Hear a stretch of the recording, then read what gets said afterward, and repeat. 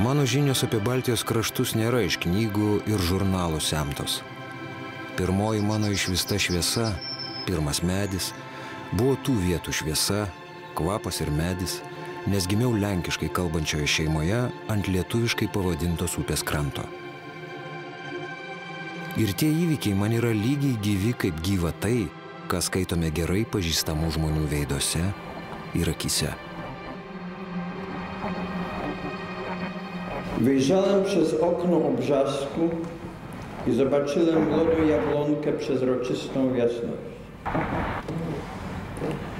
A kiedy wyjrzałem znowu Obrzasku, stała tam wielka jabłoń obciążona owocem. Więc dużo lat pewnie minęło, ale nic nie pamiętam, co zdarzyło się we śnie.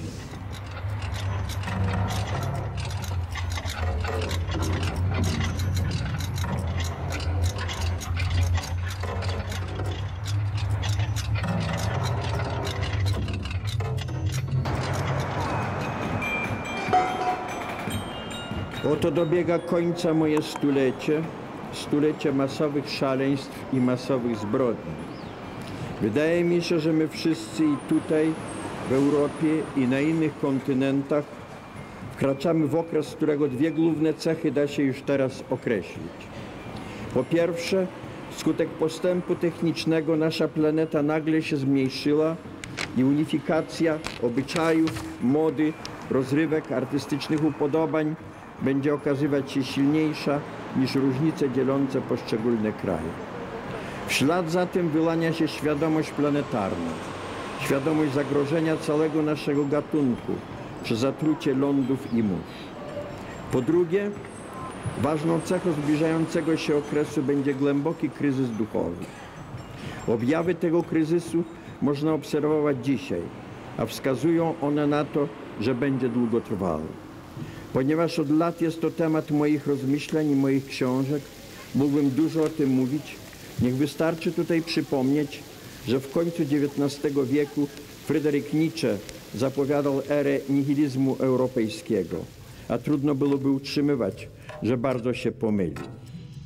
No, kiedyś była taka noc w jego kuchni, gdzie czytał mi swoje nowe wiersze i raptem Czesław spoważniał i zapytał mnie: Panie Jerzy, mówi, ja chciałem się pana poradzić, gdzie ja właściwie powinienem leżeć, gdzie ja powinienem być pochowany. Co pan myśli? Bo ja rozważam różne możliwości, czy to na przykład powinien być Sopot, tam gdzie moja matka leży. Ja mówię, wie pan, no, Sopot, matka umarła tam w czasie repatriacji, dość przypadkowe jest to miejsce, poza tym niewiele pana łączy z tym Sopotem, więc to chyba nie ma sensu.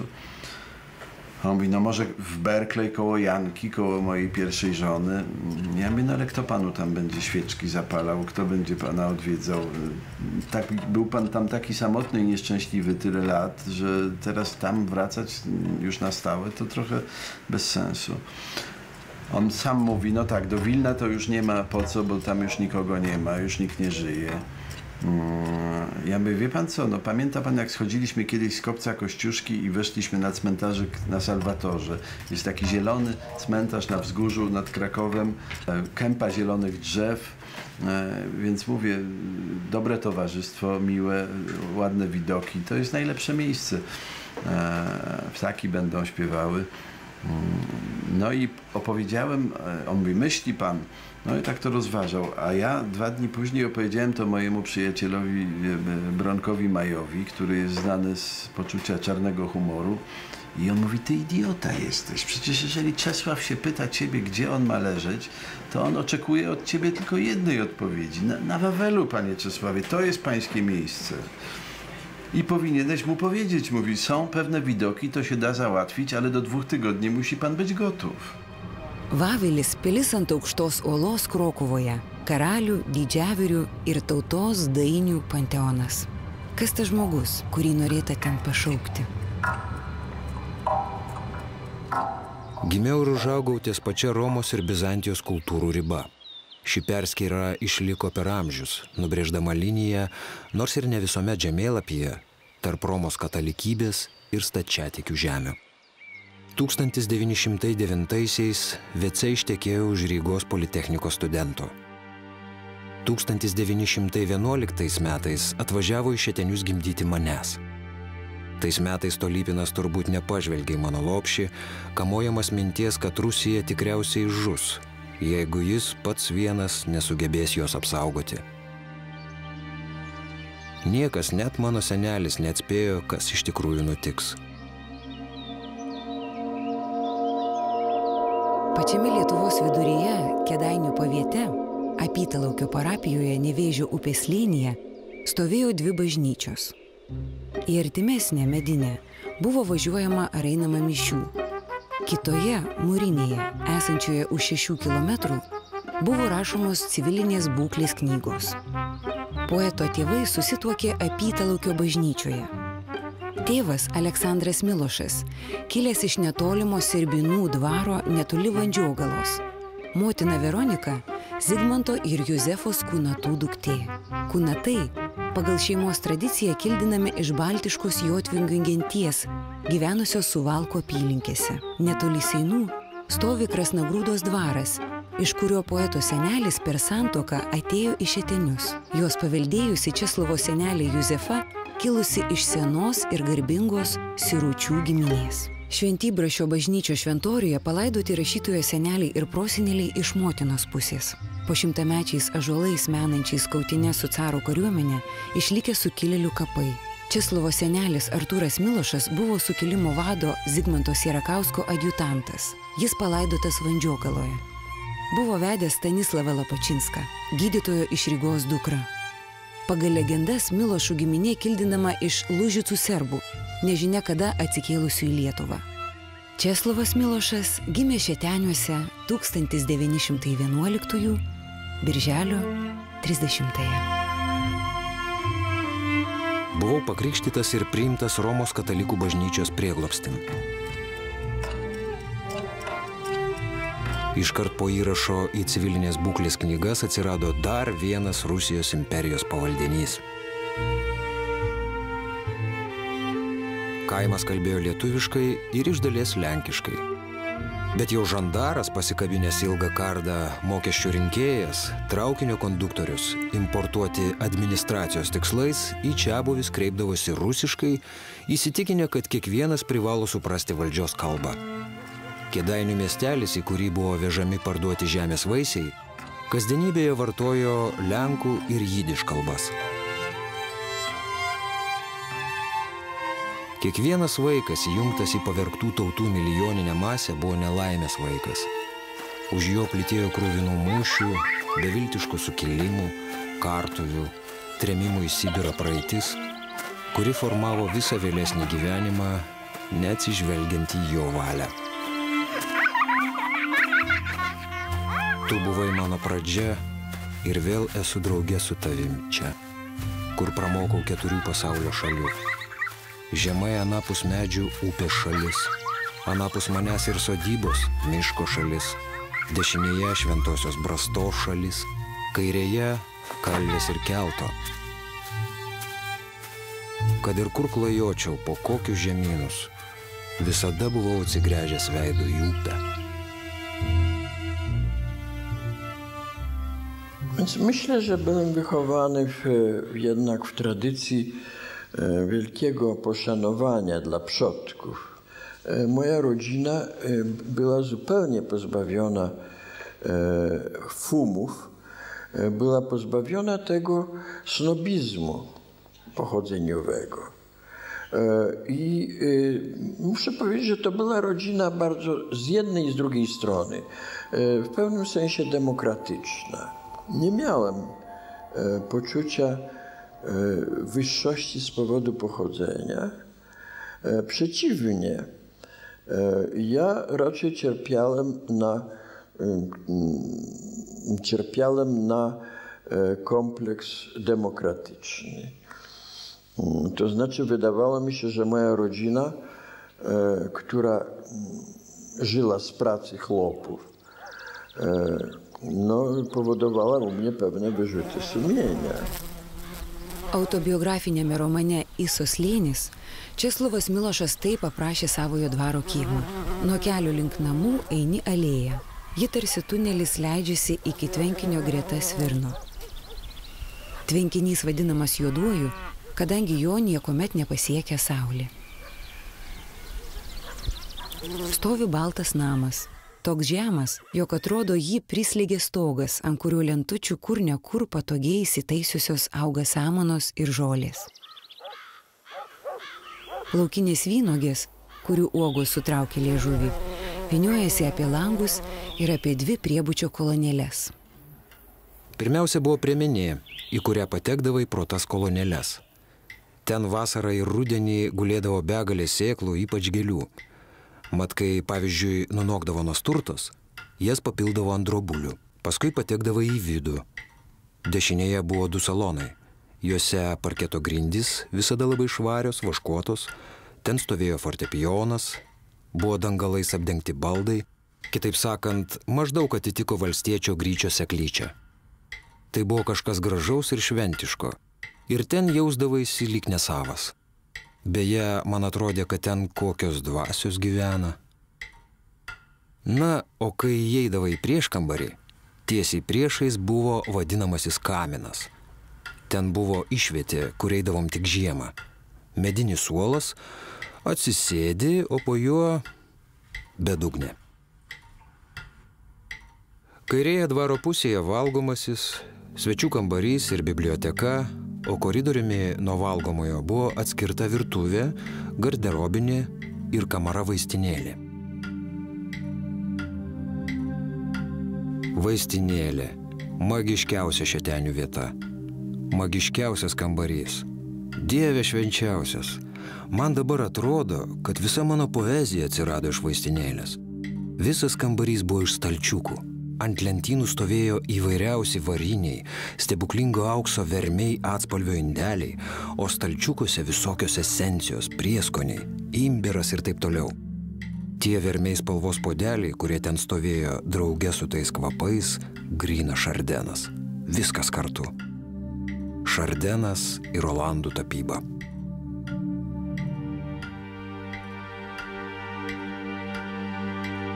Pažiūrėk į vokiečių štabo žemėlapį iš Pirmojo karo laikų. Tai Nevėžio slėnis, pati Lietuvos širdis. Kas jo važiavo, iš abiejų pusių matė baltus dvarus.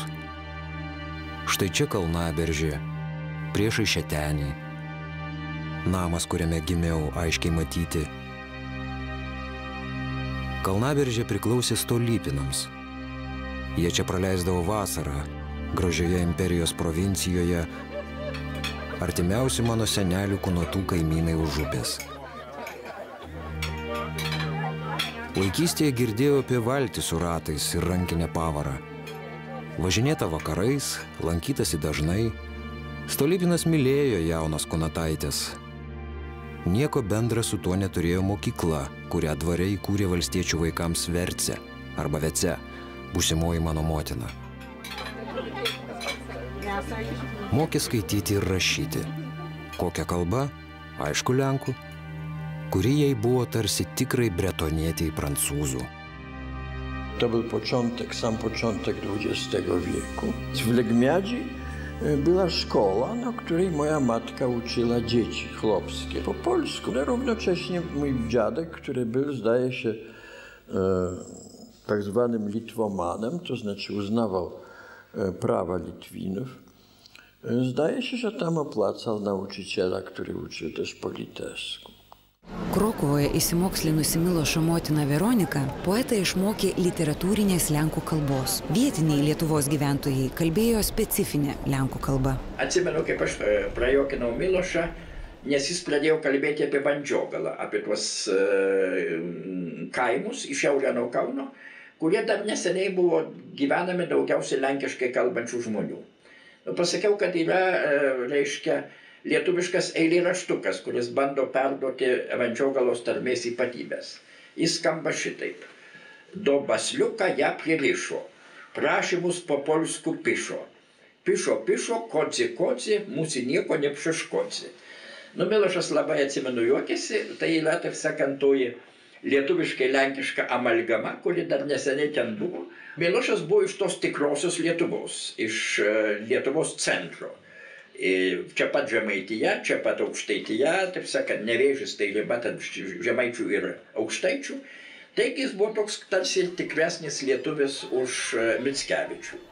Gana anksti suprato, kad 20-ame amžiuje yra tik vienas poetas tokio masto kaip Mickevičius, ir tai yra kaip tik jis, Česlovas Milošas.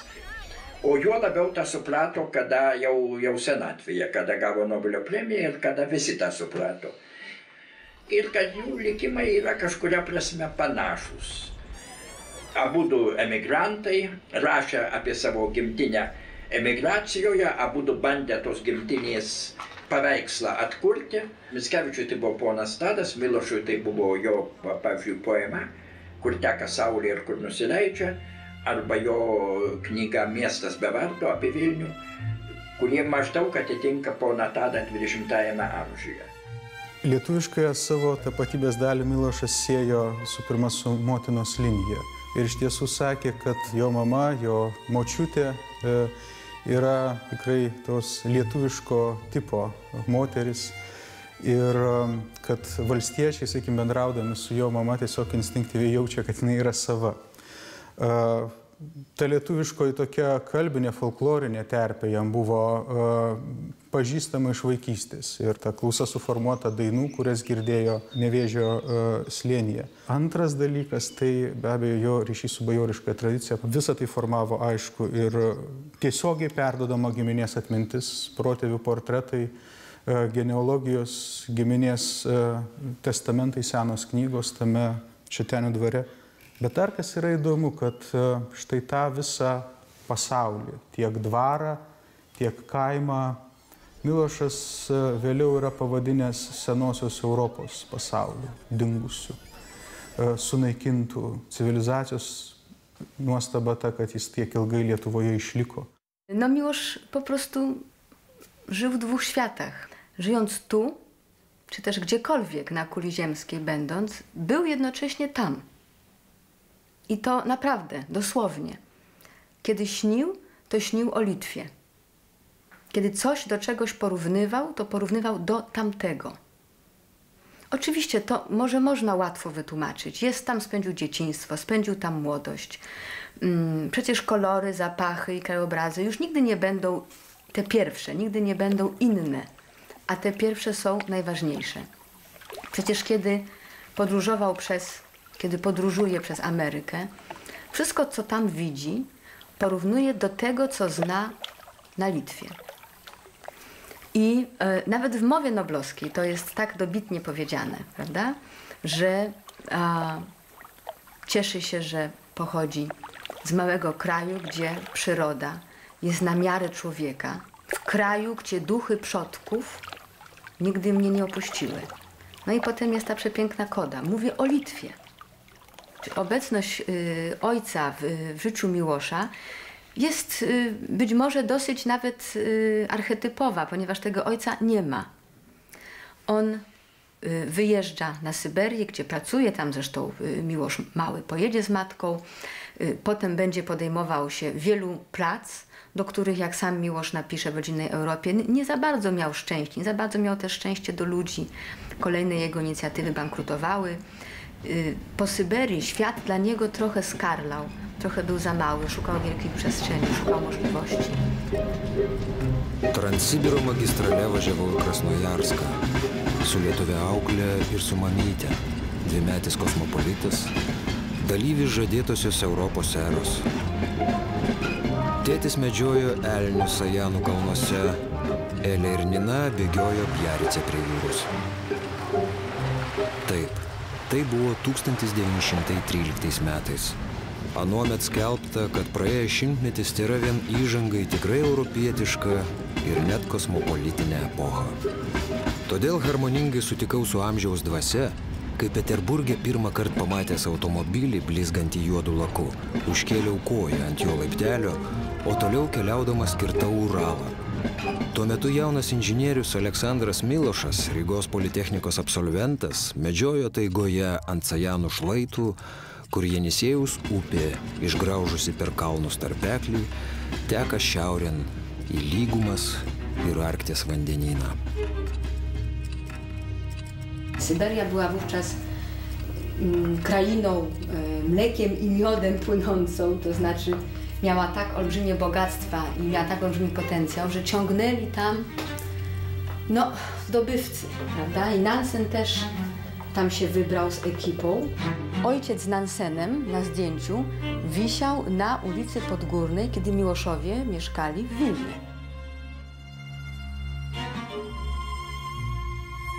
Gabriela, zwana w rodzinie Elą z Kunatów Lipska, ukochana ciotka Miłosza, właścicielka Krasnogródy, kobieta, w której Miłosz się kochał jako młodzieniec, którą opisywał w wierszach pod wieloma imionami, której piękno ciała towarzyszyło w jego wyobraźni na pewno do ostatnich dni. To jest suknia z epoki. To jest najpiękniejszy dowód, że Miłosz urodził się 100 lat temu, ale jeśli chodzi o obyczajowość, o mody, o zwyczaje, o postęp cywilizacyjny, to był to wiek XIX. Ale jeden z piękniejszych wierszy Miłosza i piękniejszych też jej poświęconych to jest Elegia dla NN, napisany w miesiącu i roku śmierci Eli. The university has a great map room, and it had, among other things, Russian and German survey maps of the Kovno area. And so he could, whenever he wanted, go down and search those maps and look again at that picture of his world. Once I was driving down from the country in Northern California, and I stopped on an impulse at an antique shop and went in, and the first thing I saw was a history of women's underwear in Polish in Northern California, in the country.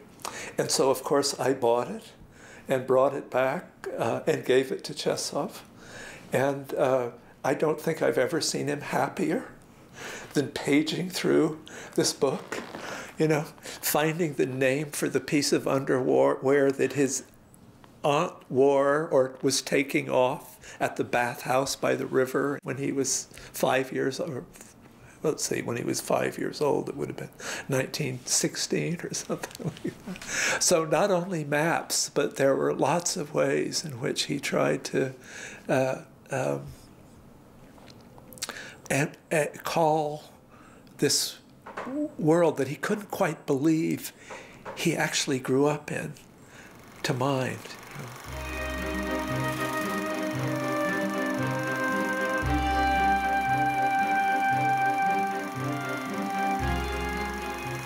Konfliktas tarp universalaus ir atskiro tai turbūt pagrindinis viso, ką rašiau konfliktas.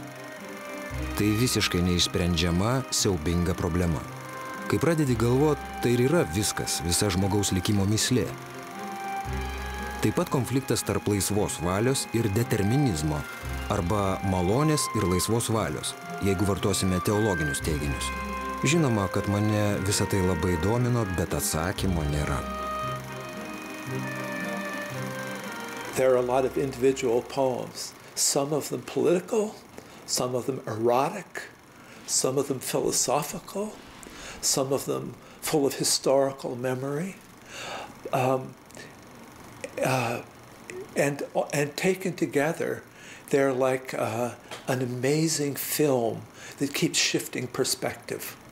And I think the genius of his poetry in the middle of years, it's a kind of craziness too, is the sudden shifts from seeing the tiny thing to seeing the big picture, to going from the voice of a woman voluptuously brushing her hair, to the memory of what he would call a blind train. The German trains in the period of the general government with blackened windows that would go bulleting across the landscape, seen by someone out walking in the morning. So you go from that to memories of an interrogation on a street corner, from that to memories of his relatives in Lithuania holding smoked glass up to see an eclipse in 1914. So the poems is in many voices and all over the place, and trying to contain as much world as possible. And that was just thrilling to me to see, still is.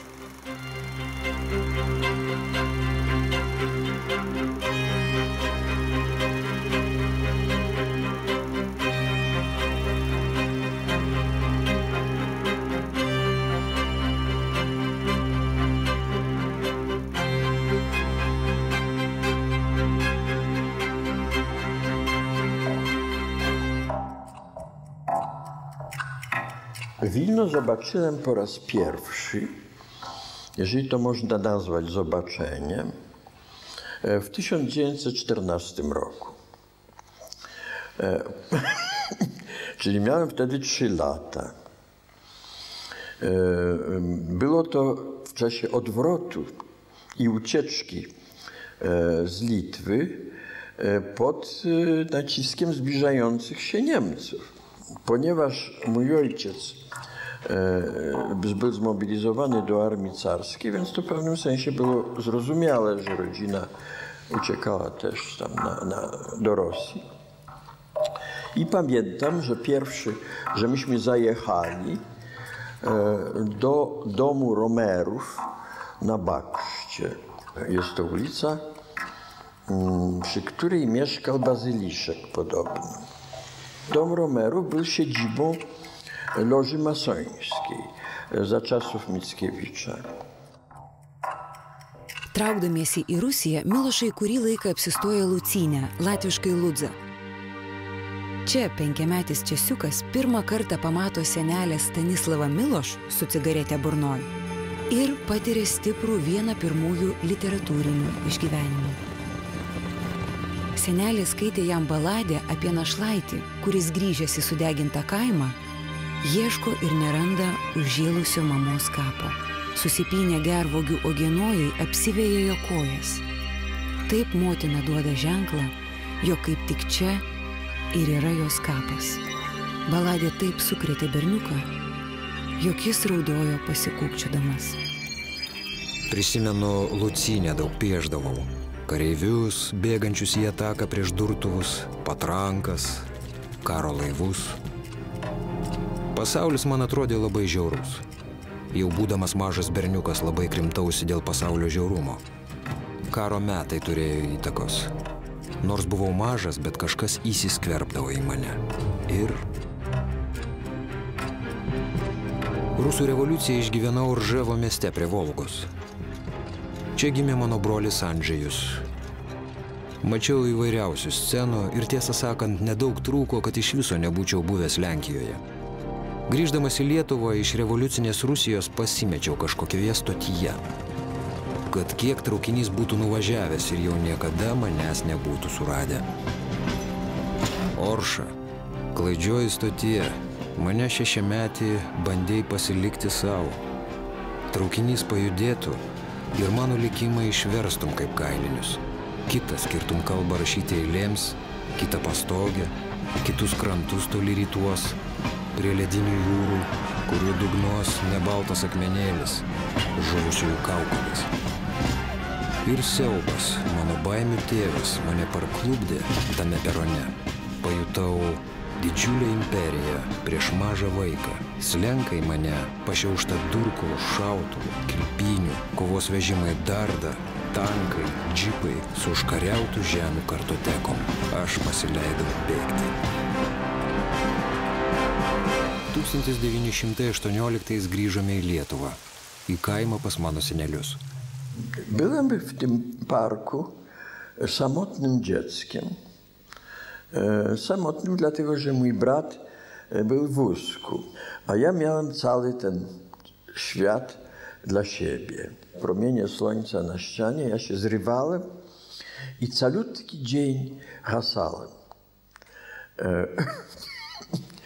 Ta niesłychana energia dziecka, dla którego nie ma chwili odpoczynku, dlatego że ciągła aktywność. Wszystko jest ciekawe, wszystko jest wspaniałe. Ptaki, nawet drób, prawda, zwierzęta domowe, prawda, wszystko co się dzieje w oborze, w stajni, że w pewnym momencie jednakże nasze szczęście się kończy, mianowicie chcą nas nauczyć czytać i pisać. Matka moja mnie uczyła. Nauka czytania przyszła mi bardzo łatwo. Zacząłem czytać książki, a korzystając ze starej biblioteki, która tam była, bardzo dobrze zaopatrzona, książki z początku XIX wieku. Natomiast nauka pisania była męką. Moja matka musiała szukać mnie wszędzie, ja się chowałem, prawda? No i sadzała mnie za stołem, ja tam stawiałem kulfony. I byłem przekonany, że nigdy nie nauczę się pisać, przepraszam. Nigdy nie, że pisać, także nie przeczuwałem tego, że będę zajmował się takim zawodem jak pisanie. Šeteniuose buvau gal 2 žiemas. Tomis žiemomis, kai spinkso naminė žvakė, kampuose net ūžė nuo didžiulių juodų tarakonų knibždesio, o aš skaitau viską, ką atradęs. Senelių, o gal tėvų jaunystės iškasenas. Nors buvau mažas, jaučiausi savo senelių namuose prie Nevėžio labai laimingas. Visiškai vienišas ir absoliučiai laimingas. O iš savo sunkiųjų nuodėmių vieną menu geriausiai. Kartą eidamas miško taku prie upokšnio, mečiau didelį akmenį į susivijusi žolėje vandens žaltį. Ir tai, kas man paskui atsitiko, te buvo teisinga bausmė, kurią sulaužęs draudimą anksčiau ir vėliau patirsi.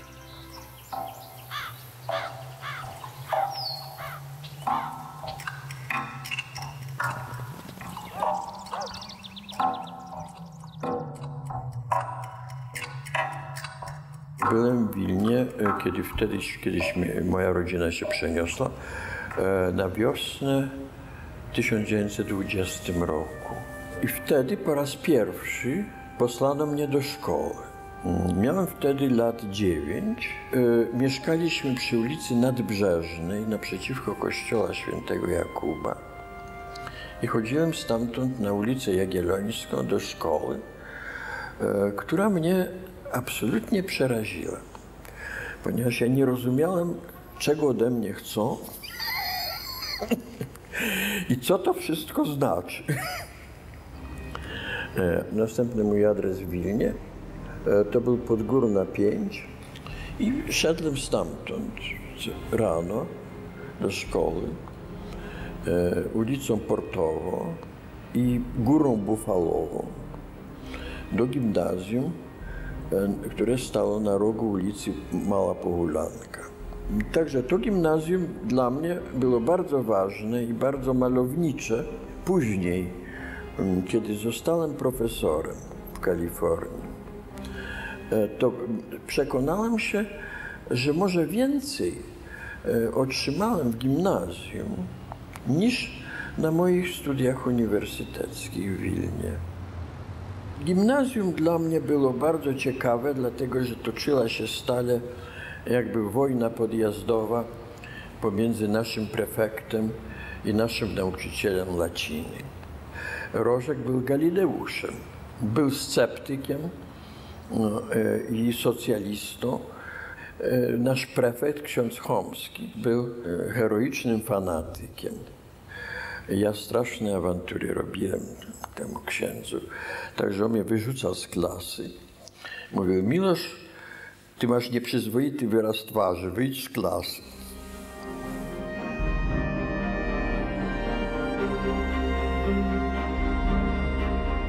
Dar mokyklos sporto aikštėje supratau, nesas brutalus kovotojas ir iš anksto rengiaus atsarginiai profesijai. Patyriau vėliau tikrų, neišgalvotų tragedijų ir tuo sunkesnių, kad jaučiau savy kalties dalį. Išmokau priimti nelaimės, kaip priimamas lošumas, bet skaitytojai tik retai mano raštos tai aptikdavo. Nebent tamsus tonai ir polinkis savitai, ko nemanichėjiškai krikščionybės atmainai, galėjo nukreipti pėdsakais. Pridėti derėtų ir to asmens vinkliojimą 20 amžiaus istorijoje, absurdą jojo veiksmų, stebuklingų išsigelbėjimų virtinę. Dėkingas buvau galys dalyvaut nepaprastame, mirtingiesiems skirtam Dievo sumanime. Vienas syk yra pasakęs Berkleyje, kad jo didžiausia gyvenimo ambicija yra kažkaip suderinti, suvienyti krikščionybę ir manicheizmą. Manicheizmas yra erezija, ankstyvosios krikščionybės laikų erezija, prasidėjo tai nuo tokio pranašo, perso, iraniečio, kurio vardas buvo Mani, dėl to ir vadinasi manicheizmas, kuris išeidamas iš senosios persų religijos tvirtino, kad blogis yra savarankiška jėga. Pagal krikščionybę gėris laimė, pagal manicheizmą ne. Milošui tai buvo labai svarbu, nes ta blogio paslaptis į visą gyvenimą domino. Ir politinio, visuomeninio, moralinio blogio, bet iš viso blogio. Išeikit į idiliškai atrodantį, rojiškai atrodantį sodą. Visi ten ėda vieni kitus. Vienas vabzdys kitą. Paukštis abudu vabzdžius. Ta paukštį koks nors baisesnis paukštis, žvirblį vanagas ir taip toliau ir taip toliau. Ir žmogus kaip žemiška būtybė irgi įsiterpia į tą begalinę mirčių grandinę. Pats ką nors žudo ir valgo ir pats yra, taip sakant, žudomas ir naikinamas. Ir įžiūrėti gamtoje ką nors tokio panteistiško, gamta yra dieviška, gamta yra ramybės, gamta yra šventumo šaltinis, kaip tarp kitko buvo labai madinga vienu tarpu kalbėti Lietuvoje, yra absurdas. Nieko baisesnio už gamtą pasaulyje nėra. Ir tai yra būtent manichėjiškas požiūris, kuris faktiškai atitinka reikalo esmę. Gamta yra priešiška žmogui ir priešiška bet kuriai gyvai būtybei. 1929-aisiais, baigęs Žygimanto Augusto gimnaziją, rudenį Milošas įstojo į polonistiką Vilniaus Stepono Batoro universitete. Tačiau po 2 savaičių perėjo į teisę. Dlatego, że ten wydział polonistyczny nazywał się Wydziałem Matrymonialnym, ponieważ tam były same panienki. Bardzo mało było mężczyzn i to obrażało trochę moje macho. Uczucia macho, prawda? Także to był jeden z tych powodów. Ale zachowałem członkostwo w kole polonistów w sekcji twórczości oryginalnej. Znajomość kodeksu karnego nie przydała mi się nigdy w życiu. Pod jednym względem przydała mi się przy rozmyślaniu o różnicy pomiędzy systemem sowieckim i systemami demokracji. Ponieważ system karny polski, jak i inne też kodeksy, za przestępstwo uważał tylko czyny wymienione w kodeksie. Natomiast kodeks nacistowski i kodeks sowiecki były identyczne przez to, że za przestępstwo uważały nie to, co jest wymienione w kodeksie, ale nacistowski wszystko, co szkodzi interesom narodu niemieckiego, a sowiecki wszystko, co škodži interesam revoliucijai. Milošas vaidino studentiškame Šėpos teatre. Godziševskis iš dailės fakulteto darė lėles, o kiti, daugiausia Buinickis, Zagorskis, Putramintas, ekspromtu rašydavo satyrinius tekstus tuo meto aktualijų temomis. Milošas džiaugiasi savo itin kuklaus gyvenimo malonumais. Ir studentų bendrabutis ant Tauro kalno buvo jam prabangos idealas. Lova, stalelis, dar dušas koridoriuje ir kvepiančios vaškuotos grindys. Ko daugiau trūksta laimiai. Kiedy to Miłosz spędzał wakacje jako student u swoich ciotek w Krasnogródzie na pograniczu Polski i Litwy. Nieopodal jest jezioro Gaładuś, które dzisiaj też jest jeziorem granicznym. Są Sejny, gdzie działa Fundacja Pogranicze Krzysztofa Czyżewskiego i gdzie ten dwór dzisiaj służy jako to Międzynarodowe Centrum Dialogu Miłosza. No, mogliśmy nie mieć Miłosza. Mogło nie być tego tomu 1500 stron wierszy zebranych, ponieważ namiętności targające tym gwałtownym, ale też nieśmiałym młodym chłopcem były ogromne i kochał się tam w takiej rudej nimfomance i kiedyś miał nieszczęście zobaczyć, jak nad ranem z jej okna zsuwa się szczęśliwy rywal, wysportowany warszawiak. No i wtedy na strychu dworu w Krasnogródzie postanowił zagrać w rosyjską ruletkę, załadował bębenek Colta, no i na szczęście skończyło się tak, jak się skończyło.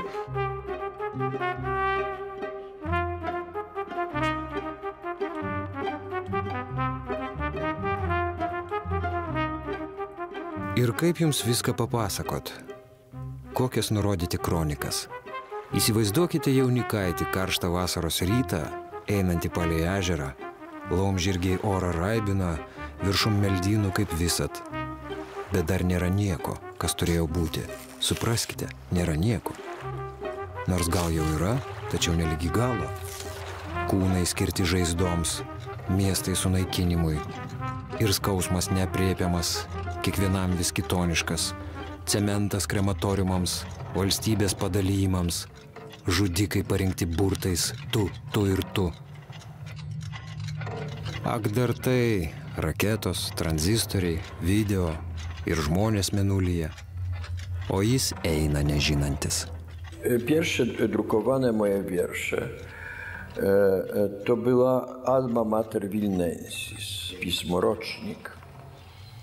No a potem zaraz przyszły Żagary, pismo, któreśmy razem redagowali i które narobiło w Polsce hałasu. Žagari, nuo lietuviško žodžio žagarai, sausi apanglėję stagarai. Dėl niūrių vizijų, kuriuose naujos rūšies simbolizmas politinius reikalus paversdavo kosminiais, Žagari grupės poetus netrukus imta laikyti katastrofistų mokyklos pradininkais. Kaip avangardo poetas, jis labai stipriai maištavo prieš tą provincialią aplinką, kaip jisai sakė, provincialų Vilnių, nugrimzdusi į savo romantinės svajonės apie praeitį. Visi Žagarų poetai, jaunieji Milošo kolegos, rašė apie artėjančią katastrofą, tarsi nujausdami tai, kas iš tiesų įvyks Antrojo pasaulinio karo metais, bet kaip Milošas sako, tai nėra kažkokios pranašystės, tai bendra nuotaika, bendra atmosfera, kad ta Europos civilizacija įžengia į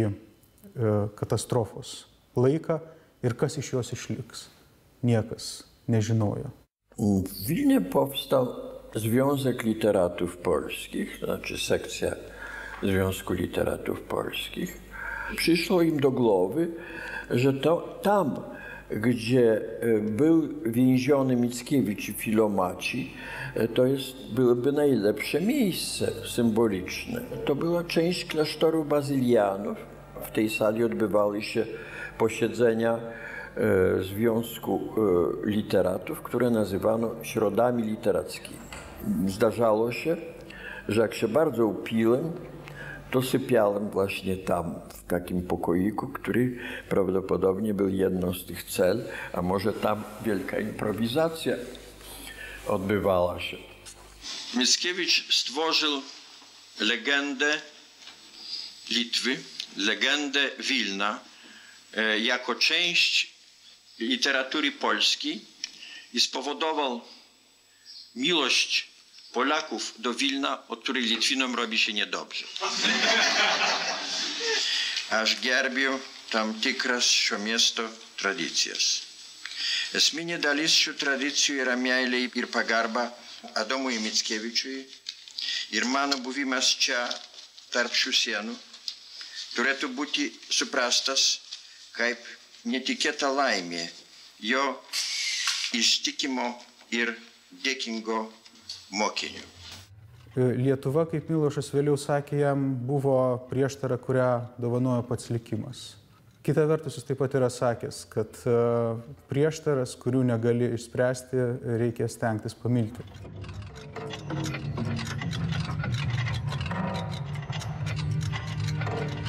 Niekam neprasitariau, kad žinau tą vietovę. Nes ar verta? Lyg medžiotojas būtų sugrįžęs su ietėm ir ieškotų kažko, kas čia buvo. Čia turėtų būti upytė. Yra, bet slepės tankmei, ne pievose kaip anomet. Ir du tvenkiniai, matyt, žaliavo plūdenom, pakol įsisunkė į juodžemį. Ežerėlis blizga, bet jo krantas be meldyno, pro kurį turėjom skverbtis plaukdami aš ir panelė X, kad paskui apsišluostytume vienu rankšluoščiu szokie. Bardzo ważny epizod, czyli taka jego wielka miłość z czasów studenckich, związek z Jadwigą Waszkiewicz, którą porzucił najzwyczajniej w świecie. Na początku ta historia była po prostu zwykłą, piękną historią miłosną dwojga studentów Wydziału Prawa Uniwersytetu Stefana Batorego w Wilnie. Miłosz gdzieś wspominał później w jednym z listów, że wszystko zaczęło się od jakiejś wieczornej jazdy dorożką, kiedy poczuli do siebie takie zmysłowe, bardzo silne przyciąganie. To była piękna, samodzielna, inteligentna dziewczyna. Nic dziwnego, że zafascynowała Miłosza. Jej ojciec był lekarzem, mieli mieszkanie na ulicy Portowej w Wilnie i później zresztą w niektórych wierszach Miłosza pojawiają się takie tropy, prawda? Ulica Portowa. Gdybym poszedł na ulicę Portową do tego mieszkania, Tie jauni žmonės susitikinėdavo ir Jadvygos tėvų namuose, ir sodyboje, tėvo turėtoje sodyboje Barčiuose, be galo tuomet gražiame gamtos kampelėje, kaip yra liudijama, ten Milošas važiuodavo ir su savo bičiuliais, poetais iš Žagarų grupės. Taip pat ir Tauro studentų bendrabutyje yra atsiminęs tuos slaptus pasimatymus, slaptus susitikimus. Yra paslapčių, kodėl vis dėlto tas stiprus ryšys nutrūko. Milošas visą kaltę prisima savo. Milošo tekstas iš jo atsakymo.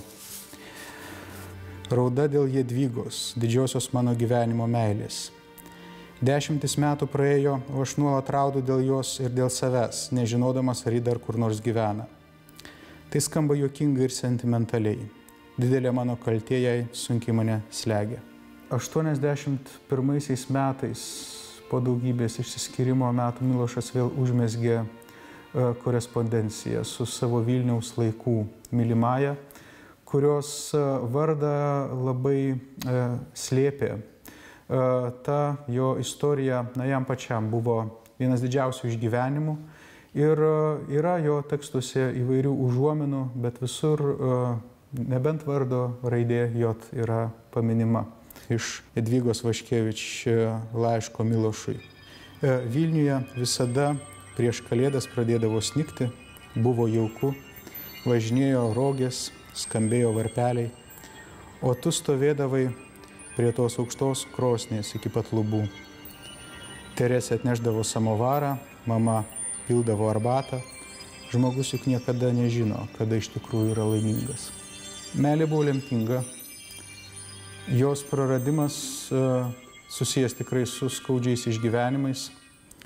Milošas 34 metais Barčiuose matyt apsisprendė išvažiuoti į Paryžių, palikti Jadvygą ir paskui visą gyvenimą dėl šio savo žingsnio jautė labai didelę kaltę. Bet paskui pats, kaip sako savo laiške, tai beveik romantinė istorija, be abejo primenanti Adomą Mickevičių ir jo Marilę.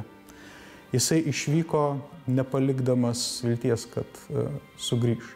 bojąc się, że straci poezję, straci literaturę, że będzie teraz za chwilę mężem, ojcem, mieszczaninem, utyje i tak dalej. A on chciał jeszcze biec, zdobywać nowe możliwości, nowe wiersze, prawda, osiągać coś więcej. No i uciekł od tej perspektywy życia rodzinnego, ale później to towarzyszyło mu właściwie do końca życia takie pytanie, czy zrobił słusznie, czy nie. On prawdopodobnie porzuca tą dziewczynę, czy na pewno ją porzuca, być może wyjeżdżając na stypendium do Paryża i stąd być może jego takie napomknienia, że przeżywał olbrzymie wyrzuty sumienia, rozmawiał ze swoim krewnym, Oskarem Miłoszem, który wtedy mówił mu, no postąpiłeś po wariacku, czyli po miłoszowsku. O Jadvyga yra prisipažinęs taip pat, kad jautė tarsi kažkokį, lyg labai stiprią nuojautą, lyg kokio mediumo šnabždėjimą, kad turės išvykti, turės palikti, kad tai neišsipildys. Jadvyga laiškuose sako, kad tai greičiausiai buvo tavo poetinis talentas, kuris šnabždėjo, jog turi eiti kitur.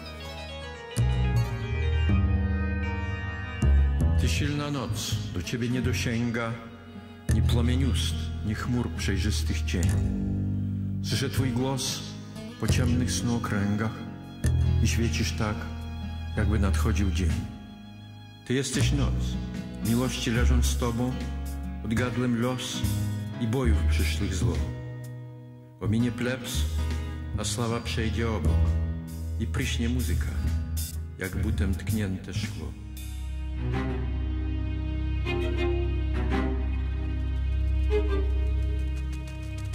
There was a terrific conflict in his poetry between a kind of erotic gratefulness, gratitude for being alive and for sexuality, and adoration of women in his poems. And then there was this idea, kind of Puritanism in him too.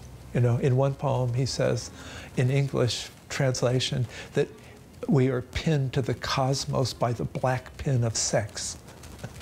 So on the one hand, there's unattainable earth, and on the other hand, there's this feeling that that world is a trap, and it's there from in his very earliest poems. Milošui tarpukario Vilnius kaip jaunam žmogui buvo kupinas tokio jaunatviško literatūrinio gyvenimo ir ne tik literatūrinio. Daug laiko jis praleido, sakykime, keliaudamas su garsiuoju akademiniu Vilniaus universiteto valkatų klubu. Tai buvo jauni žmonės, kurie kiekvieną savaitgalį stengdavosi keliauti. Ir po Vilniaus kraštą plaukėdavo baidarėmis po jo upes, ežerus, bet kartu leisdavosi ir tolimesnės kelionės.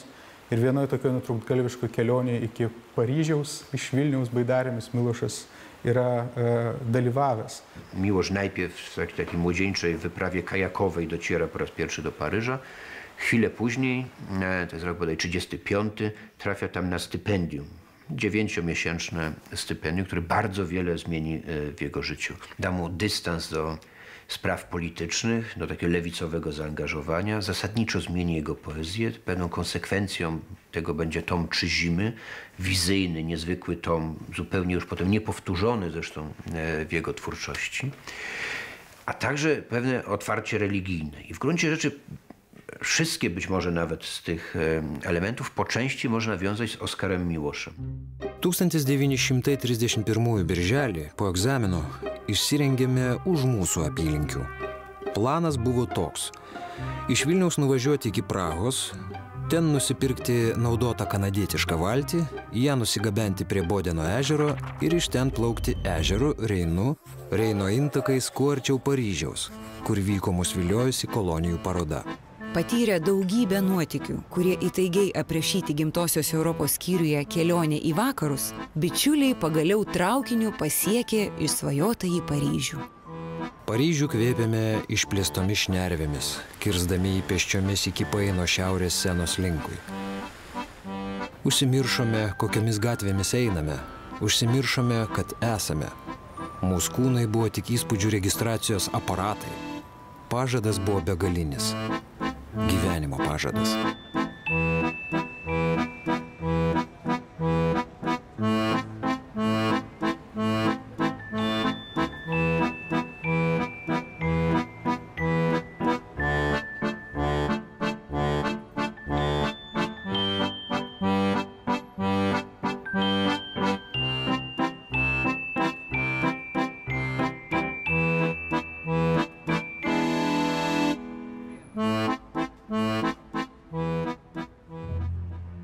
Ziemia Ulro, której najważniejszym zresztą bohaterem jest jego daleki krewny Oskar Miłosz. Oskar Miłosz, jak wiadomo, był litewskim dyplomatą, był człowiekiem, który świadomie wybrał tę opcję litewską, prawda, i na przykład opowiadał się za prawami Litwinów do Wilna w dwudziestoleciu. Reprezentował Litwę na forum Ligi Narodów, a później pracował po prostu w poselstwie litewskim. Był dyplomatą, politykiem w jakiejś mierze, poetą, piszącym po francusku i mającym właściwie możliwość takiej, powiedzmy, wielkiej kariery, z której świadomie zrezygnował, a w każdym razie inaczej potoczyła się ta jego biografia poetycka. I wreszcie, co jest tutaj najważniejsze, był mistykiem. Był człowiekiem, który miał objawienia religijne i traktował je całkowicie poważnie, będąc przekonany, że spłynęła na niego jakaś boska łaska i że jest właściwie takim namiestnikiem Boga na ziemi, który ma zapoczątkować nowy rozdział w historii Kościoła, nowy, tak, duchowy Kościół. Pisał traktaty tłumaczące, takie kosmogoniczne traktaty tłumaczące urządzenie świata, powiązanie rytmu kosmicznego wszechświata z rytmem ludzkiego serca. Pamokos galimas daiktas prasidėjo nuo laiško parašyto Oskarui Milašiui, apie kurį iki tol žinojau tik iš spaudos. Nurodytą dieną įsėdau į traukinį iki Fontainebleau, neramus, nes įvykis buvo labai svarbus. Viešbutyje Aigle Noir iš tarnų linkčiojimo atspėjau, kad lankau ten aukštai vertinamą asmenį. Pasibeldžiau ir paskui kelias minutės stovėjau ant slenksčio, nesuprasdamas, kur esu, abejodamas, ar nesupainiojau numerio. Kambarys buvo pilnas čiulbesio ir skaisčiaspalvių sparnų plazdėjimo, daugybė narvelių su Afrikos paukščiais. Kas jis, galima buvo atspėti iš manieros laikyti galvą ir iš akių, kurios aplink jį tarsi brėžė tokį ratą, jo kita jo asmens dalis buvo tik fonas. Akių vokai, panašus į pavargusio plėšraus paukščio vokus, atverdavo degančią karštą lavą arba, tiksliau tarus, degančius anglies gabalus. Ir tai, ir tramdomas staigumas bei išdidumas, ir dykumos aura priminė vaizdą iš Biblijos puslapių. Mokėjo paukščių kalbą ir kai juos prašnekdavo, eidamas Fontainebleau parko alėjomis, tie iš visų pusių suskridę tūpdavo ant jo ištiesto delno. I po wielu, wielu latach, kiedy Miłosz wspominał to spotkanie, te rozmowy, mówił, że odtąd w jego wierszach zza linii, za słów zaczęła się móc prześwitywać wieczność, że pokazał mu jakąś inną perspektywę, najgłębszym sensie tego słowa właśnie religijną perspektywę. Więc znajdujemy się w mieszkaniu, które było właściwie ze względu na jego skromność i małość warsztatem twórczym Miłosza. 22 grudnia 2003 roku podyktował mi ostatni wiersz Dobroć i jest to wiersz poświęcony Oskarowi Miłoszowi, dalekiemu krewnemu Czesława, osobie bardzo ważnej w jego życiu, która bez przesady, można powiedzieć, zastępowała mu ojca. Autorytet moralny, autorytet estetyczny, była kimś wyjątkowym. Oskaras Milašius neabejotinai Milošui darė didžiulės įtakos. Jis nekartą yra sakęs, kad jeigu kas nusipelnė iš mūsų giminės Nobelio, tai ne aš, o Oskaras. Net jo pačiose paskutinėse knygose yra tas jo garsusis tekstas, poema faktiškai, Pameistrys, lenkiškai Čilednik, skirtas Oskarui Milašiui. Jaunas būdamas, gyvendamas Paryžiuje, jis lankėsi pas Oskarą Milašių Lietuvos pasiuntinybėje. Ir buvo pažįstamas ten ne tik su Oskaru, bet ir su Petru Klimu ir su kitais Lietuvos diplomatais. Ir rašė, kad Lenkų visuomenės akyse tie mano vizitai Lietuvių pasiuntinybėje turėjo išdavystės prieskonį. Kadangi, kaip žinoma, Oskaras Milašius palaikė Lietuvos poziciją Vilniaus klausimu, todėl Lenkų jis buvo laikomas tautos ir valstybės išdaviku. Ne kas kitas, o Oskaras sudomino Česlovą ir Swedenborgu ir iš viso Europos mistikos paveldų ir Europos mistinę tradiciją. Na, dar ką Oskaras Česlovui pasakė ir su kuo aš jau visiškai sutinku, kad poezija yra labai retas daiktas. Poezija atsivėrė žmonijai vieną kartą pilnai ir galutinai Biblijoje. O po to, jeigu jin atsiranda, tai labai retas dalykas. Česlovas tuo patikėjo, visą gyvenimą tikėjo ir aš manau, kad ta nuomonė yra visiškai teisinga. Oskarą Milašių paskutinį kartą mačiau stovėdamas ant metro laiptų prie Operos stoties mano išvykimo išvakarėse. Atsisveikindamas ir spausdamas ranką paklausiau, kas pergyvens tą karą, jeigu sakai, kad jis prasidės 1939 ir truks 5 metus. Pergyvensi. Leisdamas į žemyn dar kartą atsigrėžiau ir dar neišnykus jo lieknos figūros vaizdui dangaus fone padaviau pažymėti bilietą.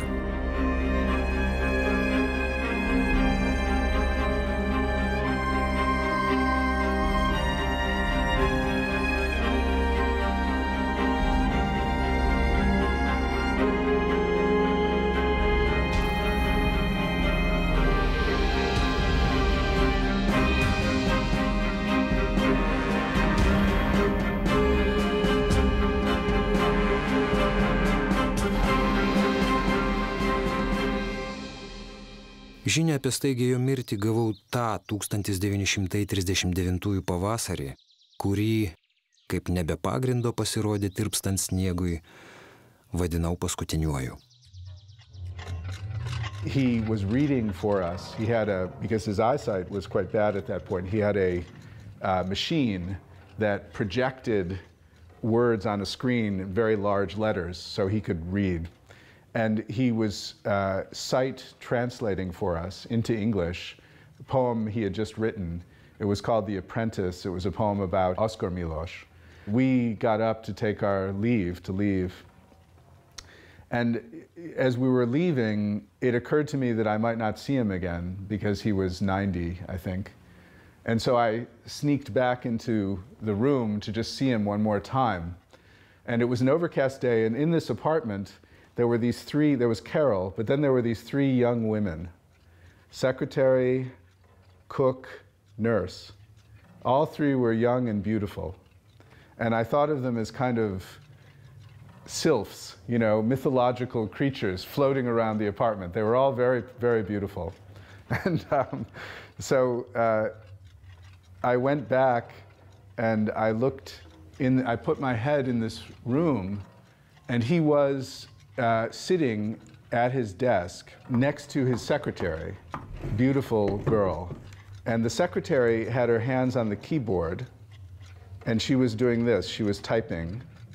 And Česlav was sitting next to her very close in profile with his lips up against her ear, you know, her beautiful ear.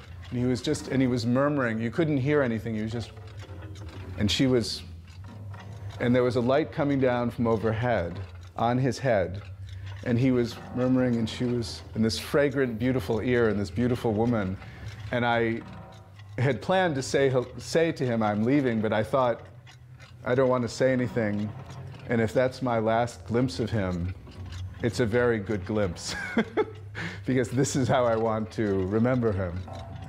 Mano jaunystė daugiausia buvo vilnietiškai paryžietiška. Ir tuo pačiu, jeigu kalbėsime apie mano nuojautą tada, apie 40-metį, Vilnius man atrodė kaip laimės galimybė. Laimės galimybė, kuri dėl įvairių priežasčių liko neįgyvendinta ar mano asmeniškame gyvenime, ar viso miesto gyvenime ir istorijoje.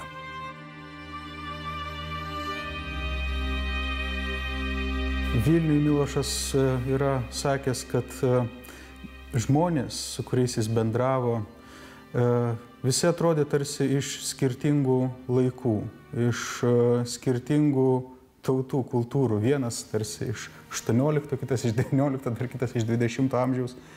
Ir Gimtojo Europoje jis rašo, tai buvo miestas, kuriame tarsi nebuvo aiškios bendros elgesio normos. Tu turėjai suvokti, kas yra tavo tapatybės stilius. Susirasti jį pats. Antra vertus, jisai taip pat kalbėjo, kad šitas miestas, dialoge su Tomu Venclova, šitas miestas jam visą laiką reiškia namus. Kad tai yra miestas, kuriame jis tiesiog jautėsi esąs savo vietoje.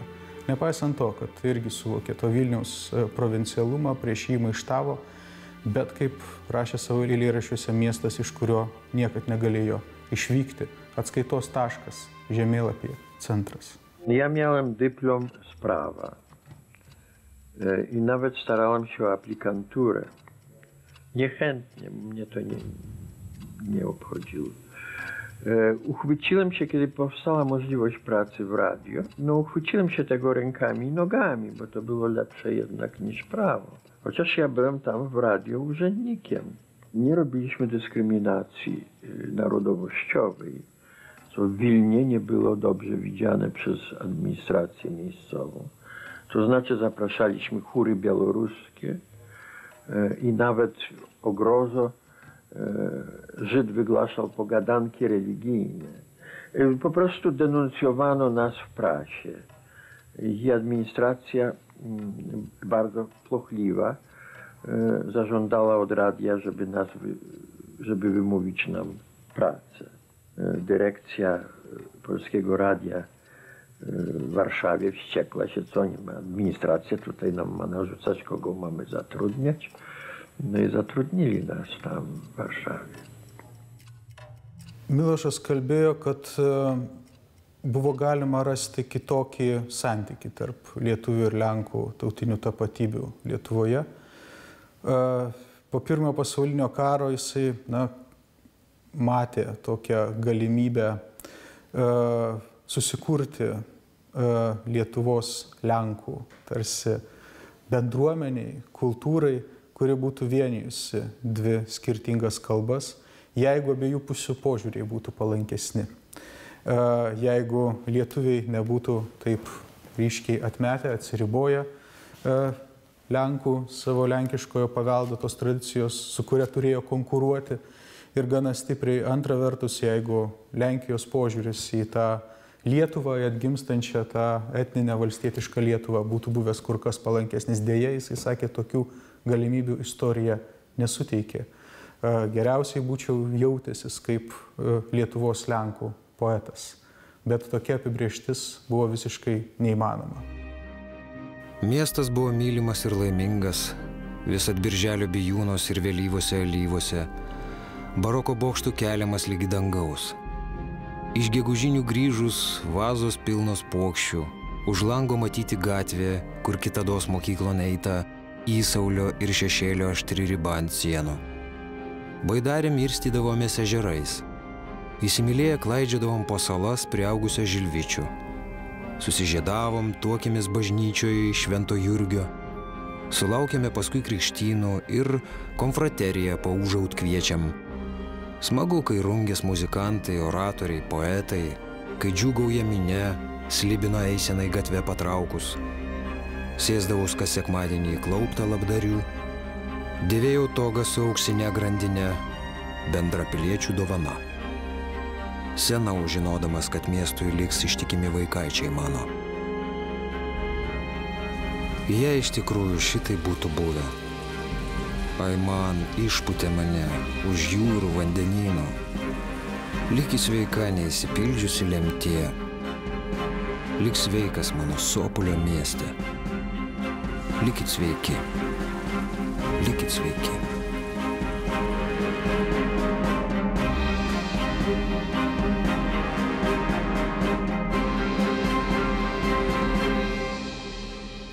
1938 metais Lietuvai ir Lenkijai atnaujinus diplomatinius santykius, Milošas atvyko į Kauną ir pirma vieta, kur jisai nuėjo, buvo Naujosios Romuvos redakcija, tiesiai pas Juozą Keliuotį.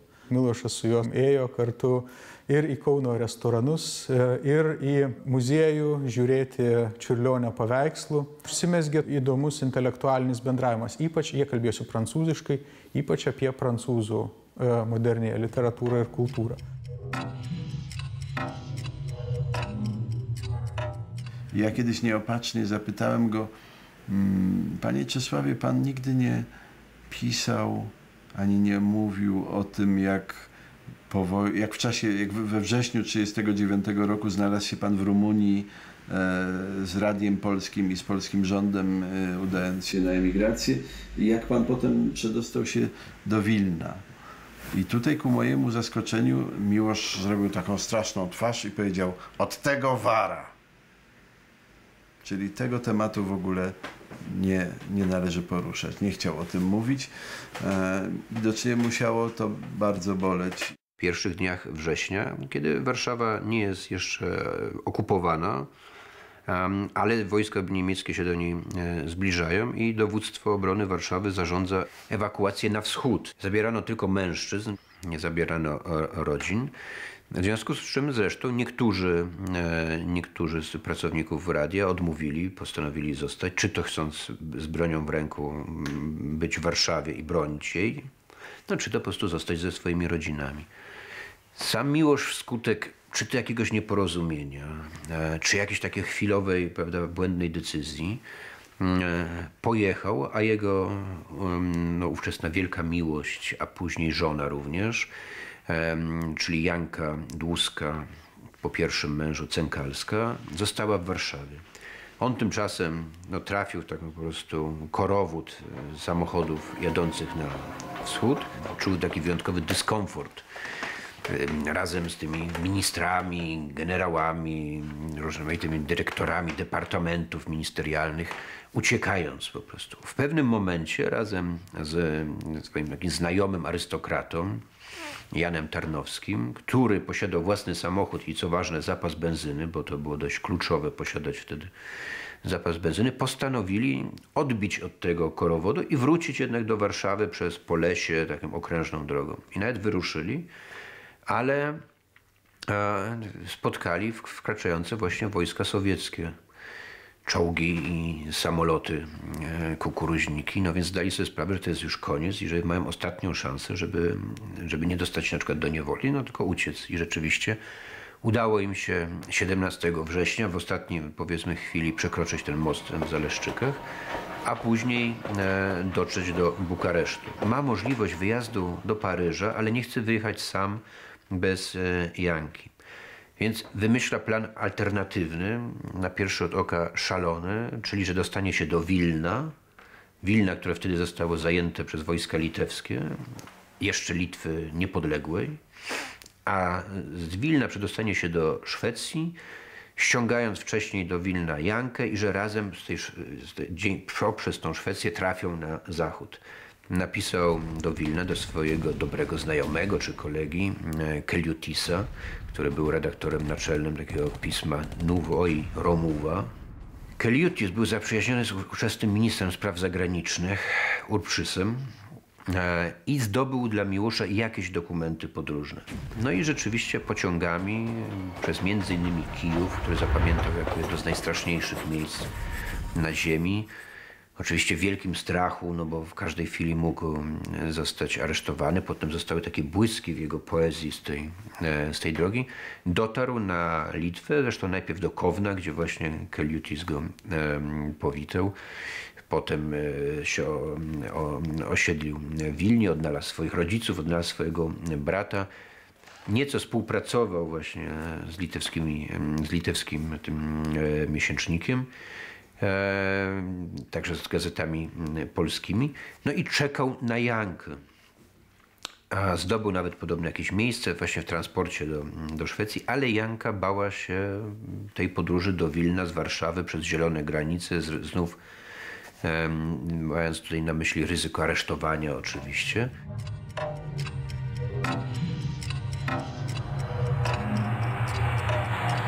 Kažkaip susidėjo, kad 1940-aisiais, kai buvau tose apylinkėse, užsukau pas grafus Zabielas.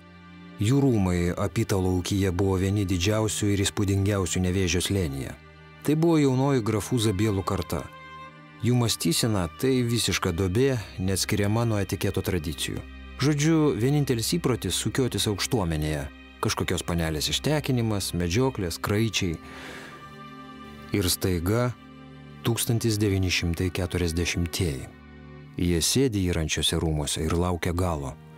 Nes Lietuva jos eksproprijuos, jei ateis rusai irgi eksproprijuos, na ir visi jos eksproprijuos. Toks merdėjimas. Baigties atmosfera. Milošas pamatė tarybinius arba sovietinius tankus pro Rudnickio kavinės langą, mudu su juo sėdėjome toje kavinėje, jis man parodė tą langą, pasakė, štai pro šitą langą aš pamačiau, kaip įeina į Vilnių tie tankai. Ta kawiarnia jest dla mnie pamiętna, ponieważ siedząc tam usłyszałem okropny grzechot żelastwa i zobaczyłem wjeżdżające na plac czołgi. To były czołgi sowieckie, to była okupacja Wilna. Jak wyliczyłem, w ciągu XX wieku Wilno zmieniało sztandary 13 razy. 13 razy coraz to inna armija zajmowała to miasto. Lenkijos valstybė baigėsi su dundesiu ir gaisrais, o čia nepasigirdo nei vieno šūvio. Kavinėje prie katedros aikštės tingiai stebėjau saulės ruožą ant staliuko ir už lango praslenkančias gėlėtas moterų sukneles.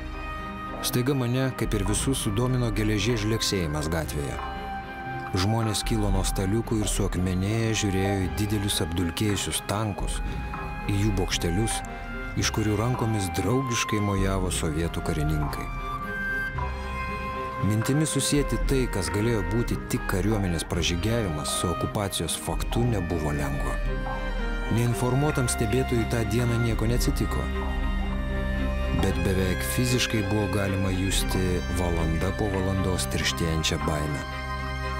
Nuėjau prie upės, atsisėdau ant suoliuko ir stebėjau įdegusius vaikinus valtyse, nedidelio garlaivio ratų apsisukimus, spalvotas valtis.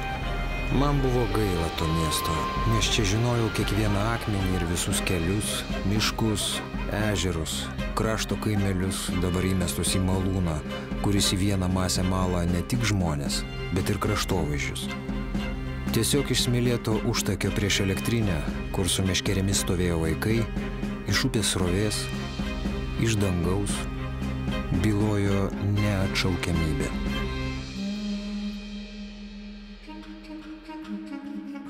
Litwa została anektowana i Miłosz zdał sobie sprawę, że lada chwila stanie się obywatelem sowieckim, a uważał los obywatela sowieckiego za najgorszy z możliwych losów na świecie.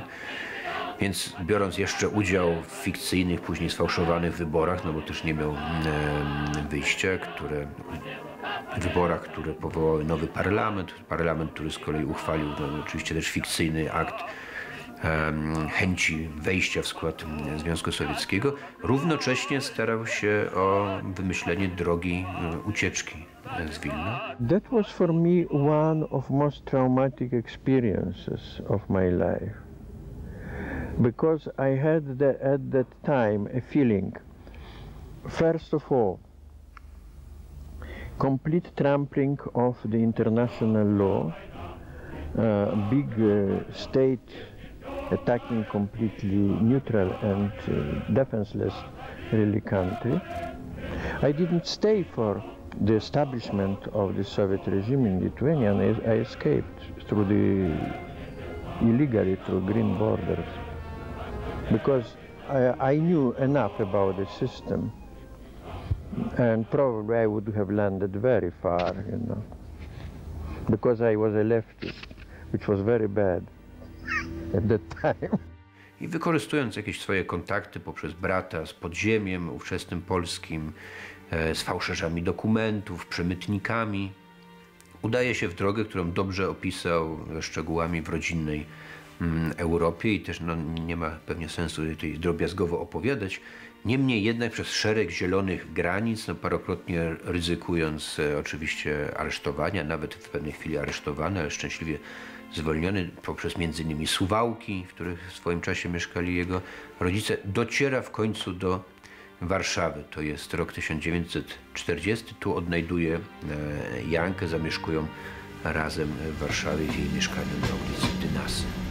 Ta diena, kai Milošas sutiko mylimąją, iš Varšuvos geležinkelio stoties pajudėjo pirmasis ešalonas į Aušvicą. Česlovas įsiminė ir tą dieną, kai jie keturiese pačią pirmą okupuotusios sostinės poezijos knygą leido Pasaulis, naivioji poema. Pasirašė Jono Siručio vardu. Popieriaus užteko 46 egzemplioriams. Milošas Yla kiurdino lakštus, Janina tvirtai siūlais sutvirtindavo knygelę. Visa tai vyko bute, už kurio lango plytėjo laukas, kur vokiečiai suveždavo sušaudytuosius. Gatvių gaudynės, įkaitai, kratos senų seniausiai buvo tapę kasdienybė. Janina, ar tu čia, greta su gyvaisiais ar kitapus? Mane girdi ir nebijai to, kas nutiko? Valstybė aižė, susigeria į smėlį, tironų valdžia pralaimė ir nuvirsta. Tik žemė, dangus ir kūdikio guolis mums palieka per amžių amžius.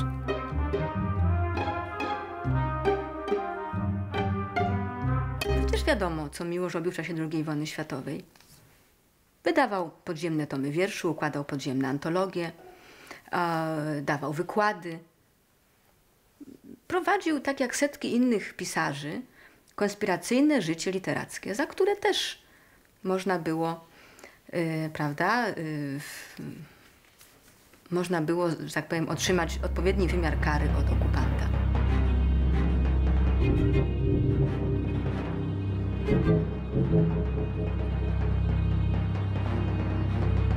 Česlovo Milošo nuostata, nors paprasta ir įtikinama, bent jau besitęsiančios kovos ir nežinios aplinkybėmis, negalėjo būti visuotinai priimta. Tačiau jisai tvirtai jos laikėsi. Jis yra poetas, žino, ko yra vertas ir jo pareiga gyventi.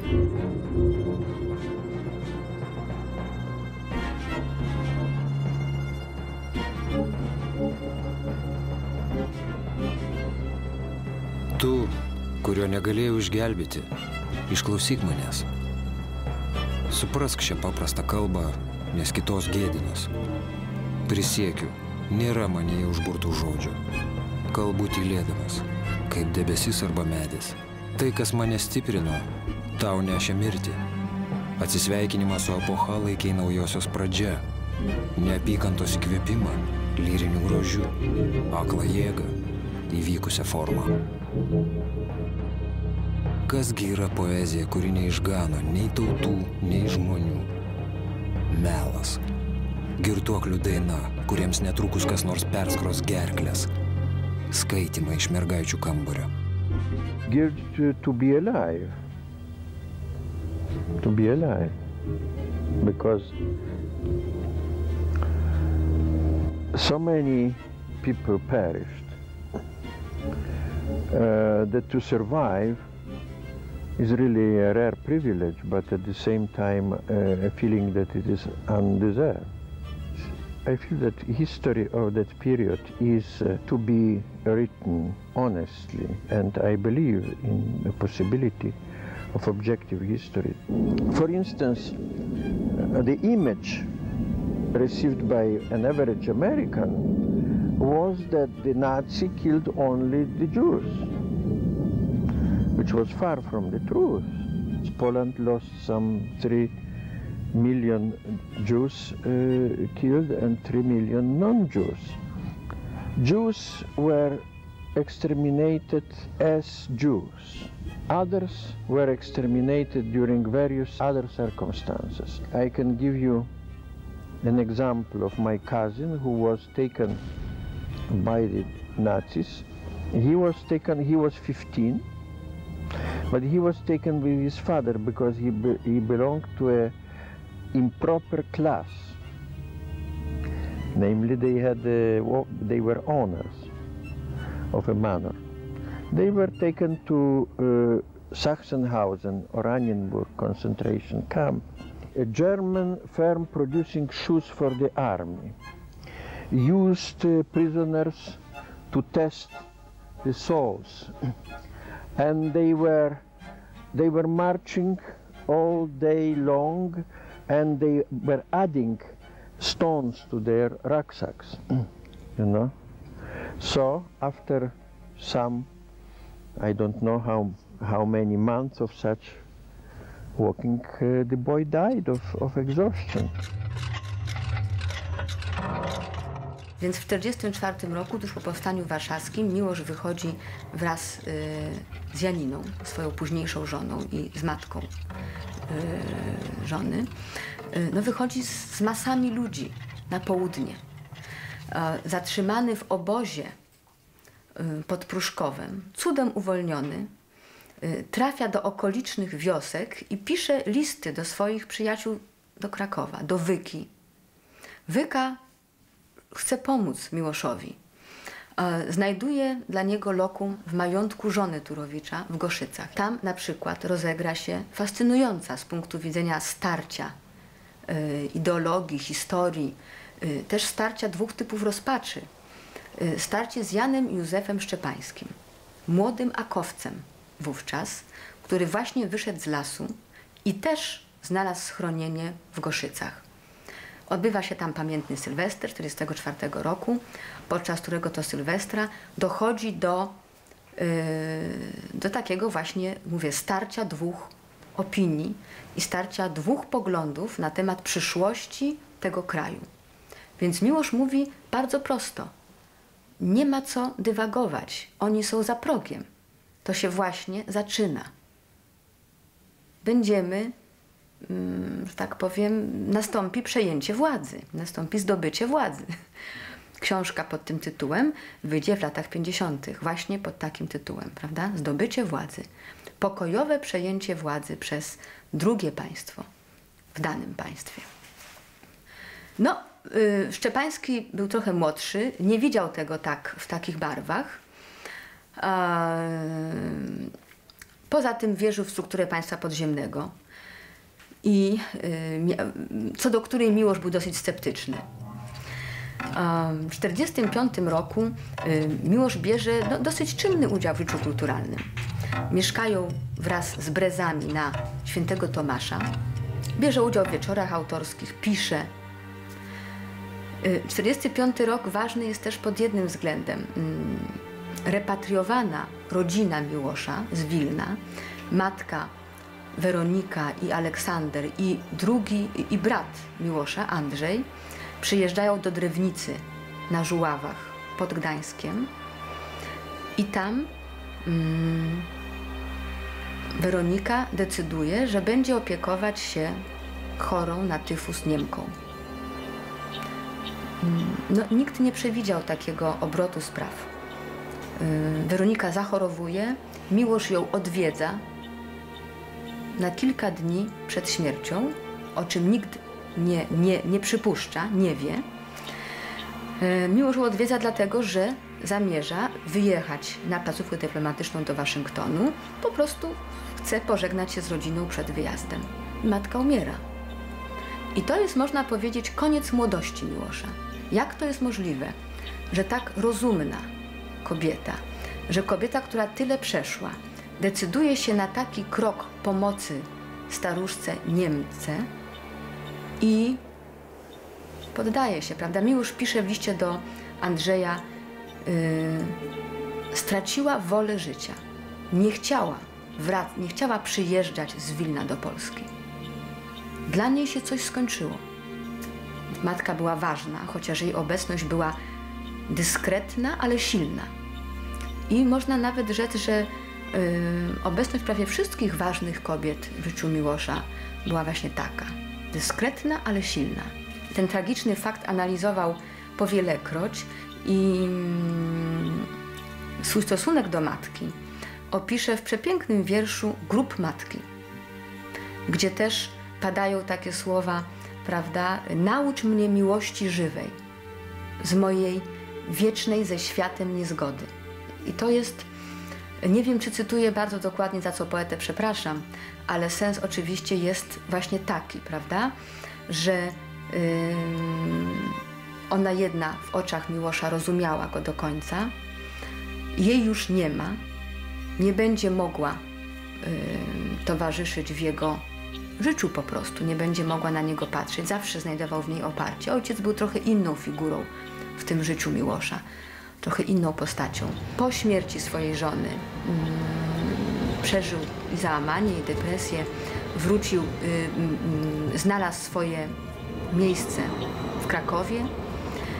Tutaj też spędzał ostatnie lata z żoną, z drugą żoną. Aleksander Miłosz zmarł w Krakowie. Ma tutaj swój grobowiec na Rakowicach. Ten grobowiec obstalował Andrzej, brat Czesława. Osoba bardzo ważna, jeśli chodzi o archiwa rodzinne, o fotografię, o pamiątki, bo to Andrzej właśnie dbał o archiwum rodzinne. To zdanie szalenie ważne. Moja wieczna ze światem niezgoda. To jest, myślę, że absolutna istota bycia Miłosza. Ten 45 rok jest dla Miłosza na pewno ważny z tego tragicznego powodu. Coś się kończy.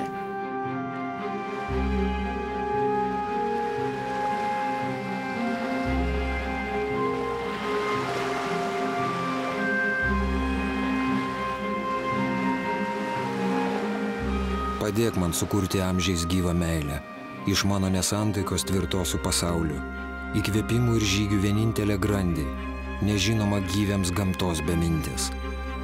Žmogišką daiktą, kurį elektronų būriai abejingais sviediniais plaka, kūrinį to, kurs vienas name dideliam su savo dėmės pelėsiais gyvena, nejudrų tašką, kurs priešais istoriją, visa, kas juda dalo į gerą ir blogą. Padėk žmoguje man įtvirtinti motin, pažįstanti mano priesaikas vaiko. Padėk man nemesti sunkios naštos, laivėjas nuo Vyslos okeanu bėga. Už tai, kad gyvenimą duot man norėjai, Dievo vardan būk palaiminta. Amen.